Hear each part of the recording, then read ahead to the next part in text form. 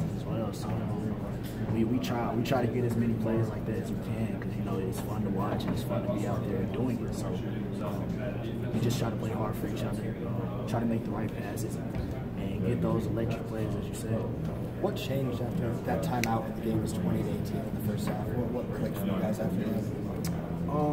Honestly, just a lot of small things like just locking in, getting in the stands, getting in the right position on defense, not allowing them to out-rebound us. I think they out-rebounded us in the first half, maybe. So we want to come out in the second half and not allow them to out-rebound us, get sacks, consecutive stops. So honestly, it was just locking in on the defensive end that allowed us to take that lead and get it over. What would have been your thoughts about running the point when you're not in there? Yeah, we've been working on him, getting comfortable running the offense as well as just having the ball in his hand a little more.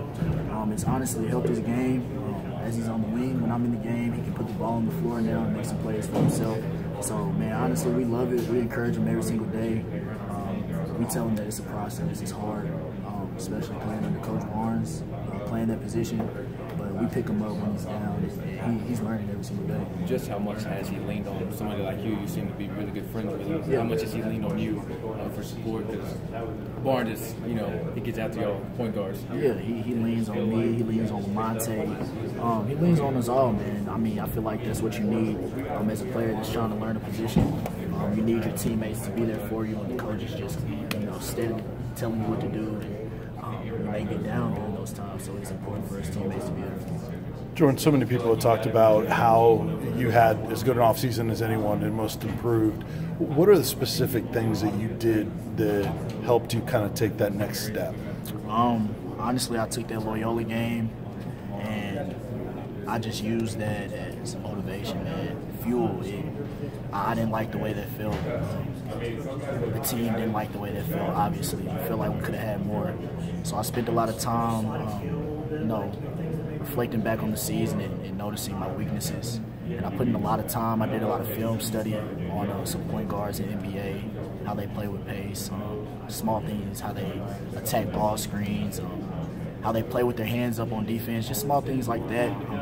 But honestly, I would say that last game of the season just honestly fueled me to work as hard as I can and just come back with a different mindset. What would be your estimate of how many times you watched it?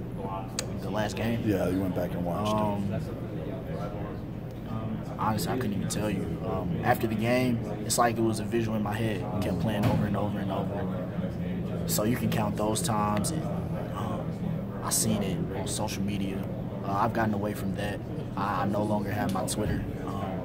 My brother takes care of that, so I try to keep all the outside noise away from me so I can stay focused and just focus on what I have going on with the team. Because as a player, you can get caught up into those things. So I just try to stay away from that.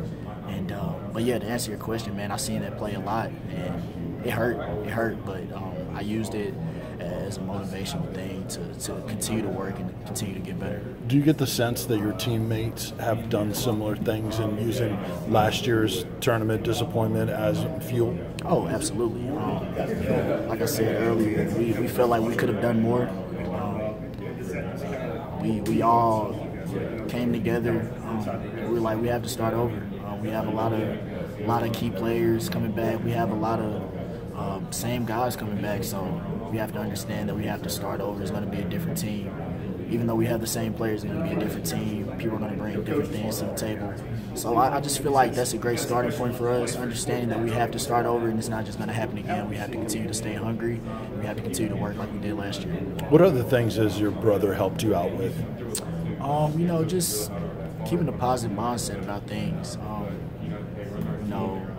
I feel like there's a lot of expectations from a lot of different people, so he just focuses, just keeping positivity in my life, just keeping me away from the social media. He handles my Twitter account, so yeah, and I feel like that's helped me focus a lot more on what's going on the court, so I can have a clear mind about things. I mean, I hear the things that go on around, but I don't see it. You know what I'm saying? So it's easier to handle. Yep. Who are some of the point guards that